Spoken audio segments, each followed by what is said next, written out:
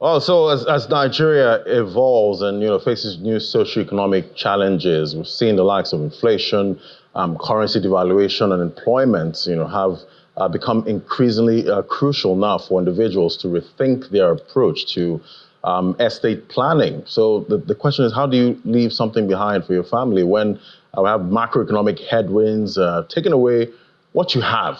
Currently, we're also seeing the issues around dormant accounts in Nigeria. But joining me for this conversation, we have Mr. Michael Abiodun Thomas. He's MD CEO, United Capital Trustees Limited, joining me right here in the studio. It's great to have you.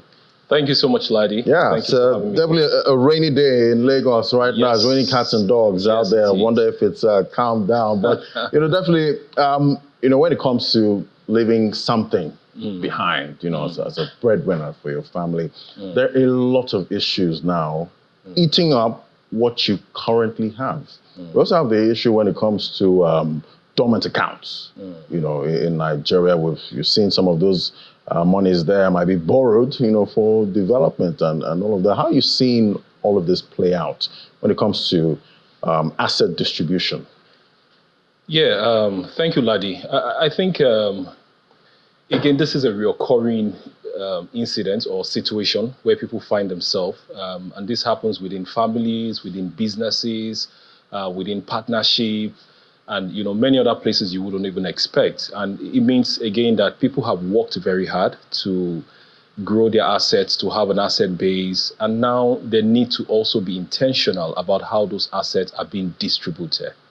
And again, what happens is that from families and sometimes, again, from siblings and many other things which you have like that, when people are not intentional, and the statistics are very baffling in terms of the number of people who do not make adequate plans for their assets and liability.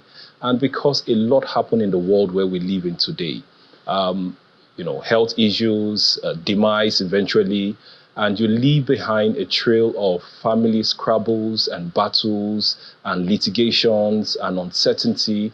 And so the need to make intentional, your assets and your liability is paramount for every one individual, whoever that person is, whether you're a high net worth individual, small scale business owner, a nuclear family, an extended family, whatever the case is, talk to a professional, talk to an expert, and get your estate in order.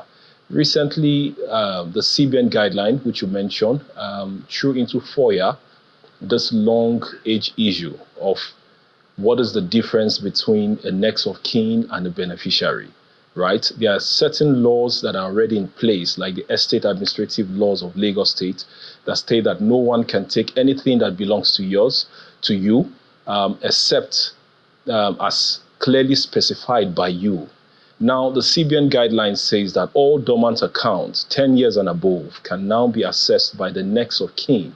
Your next of kin is anyone who can be easily contacted in the event of anything that goes wrong, maybe at your place of work, in business line or so. But your beneficiaries are your dependents who you desire your asset to go to. Now, if you leave your estate unplanned, the asset which you have worked very hard for, the law says that a next of kin can walk up and take it over. And I think this is not clearly the intention of many people. So except we get very intentional about it, we'll continue to see a lot of uncertainty, a lot of disputes and unnecessary battles, if you ask me. Right, and talking about disputes, we've seen some families still battling 10 years after for what was left behind by the breadwinner. So at this point we're seeing these guidelines from the CBN, we're seeing other guidelines and laws guiding all of this. But how clear do you think this can be made so that we don't have most of these days, because it's quite sad seeing a brother and sister fighting over property. Yeah, so a very good one. And again, Ladi, as the case would be, is that we tell people that, the life cycle of people. You grow up, you get work, you start a business, you grow assets. Make out time to plan for your dependents and your words, which could be your spouse, your children, whoever depends on you, right?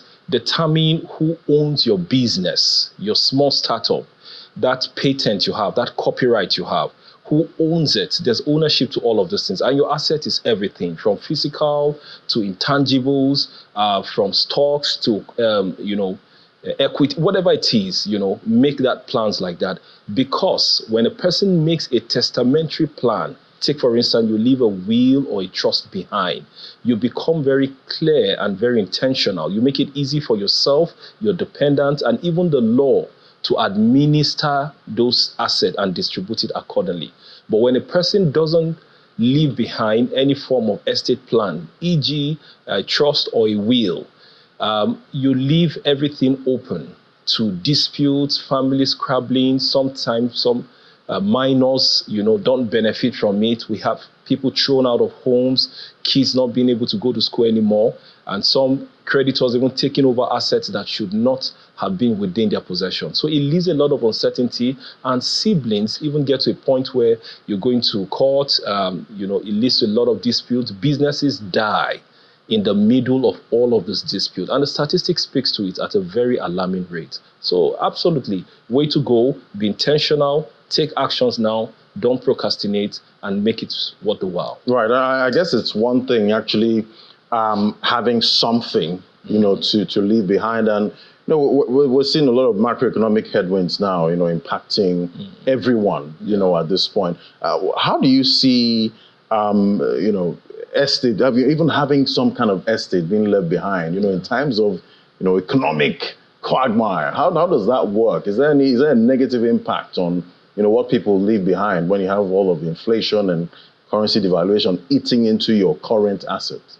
Yes. So again, the good thing about estate planning, and oftentimes, and this is a very valid question, people ask and say, oh, I don't have much, why should I plan an estate? This is strictly for HNIs or ultra HNIs, high net worth individuals who have a lot of disposition funds. But do you have an RSA will, right? Do you have a pension, account? Do you have some stock? Do you have an account? Do you have a bank account? Then you should have an estate plan, because it is a flexible plan that allows you to grow over the years, and you can keep making amendments. A will itself is not cast in law. There are codicils that allow for amendment.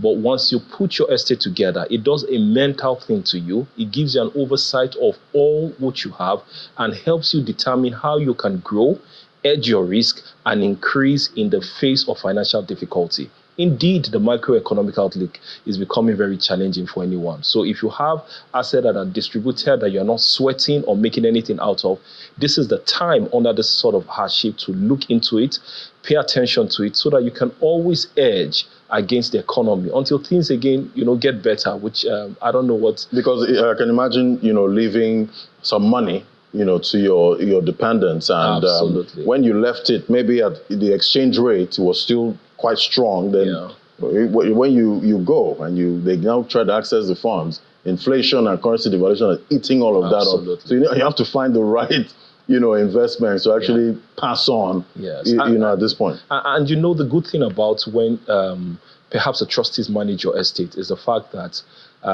no funds or assets is left dormant. Whatever needs to be invested. I will tell you again, for some of the perhaps siblings, rivalry, family dispute and all the rest, because they are court litigations, all of the assets are left the way they are. Nothing is done. 10 years, 20 years, and even more oftentimes. The question is that the value of certain, funds in the account or whatever it is, within this period of time could have depreciated. If it was in the hands of a trustee, it could have been invested, it could have been sweated. The most of it, it could have been made the most out of, and again, I agree to that point. All right, so let's look at the cost of, managing your estate. How expensive is it, or maybe not so expensive? Because, we've heard people say, I don't have anything, to leave behind. So if I'm trying to get, this planning done, it might even cost me what I have now. So what's the cost of, getting these plans? No. So again, there is no one, there's no two estate plan that's the same, right? Because you have your own peculiarities, your assets and other things like that. And so that means that there is something for the mass affluents, there is something for, HNIs, there's also the retail part of it. right? Which a lot of technological leverage is being used to help this leverage. Like you can come on board, start something. We tell people, even if what you have is a single asset trust, start with a single asset trust. Very affordable. The entry point is quite easy. Speak to a professional. A first line of discussion could put you into place. And again, we tell people that let it grow with your assets. The fee grows with the assets, right? Any service that would deplete generally what you have and doesn't increase it is really not a service, because at the end of the day, you're less for it than more for it by going into that service. So very cost efficient, very affordable, and please talk to a professional. Right. And, give me an overview. Are Nigerians really leaving those wheels behind? Have you seen any improvement, so far, in that segment? Yes, so surprisingly, we're not getting so much. And again, you'll be quite surprised that, so this is it now. Estate planning, like any other financial service, right, runs on the back of the financial literacy of a particular society. So that means that our knowledge, our exposure and enlightenment of a certain aspect has a direct proportion to the financial literacy which we have. So how many people are even banked? What are the bankable population of Nigeria? How many people have a formal education and could understand that? Number two also is that where is the awareness, the knowledge? Right? A lot of people stumble, I don't know about this. Why didn't anyone tell me? So even among the educated lots within the population, we've seen a lot of situations whereby people who are learned, who are schooled, right, are not leaving any will behind. The statistics is staggering. And how do you know that? Somebody passes on and then there's no probate. Nobody goes to court to read any will. Everybody sits down, their family meetings, people go lock up houses, and they say, oh, we thought this person is very educated. We thought he's a prof. We thought he knew this. Again, alertness and awareness helps this process. Number two is also procrastination. A lot of people believe I will do it tomorrow, I will do it some other time. And we're saying that, look, if you have the pendant and you really truly love them and care about them, this is your opportunity to get up and do something now. Number two also is that if you also have this time, you don't have the luxury of time to put this together. Some of the estate plan is not ambulatory, which means it's taking effect after death. It is also valuable now while you're on seats. It's valuable while you're alive. It makes life easier for you. You have an estate that literally takes care of itself. For tax benefit, it is perfectly awesome. It helps you to get a headway into tax, manage things, and use other instruments like gifting to save your dependents the trouble of cost of transfer of certain assets to them.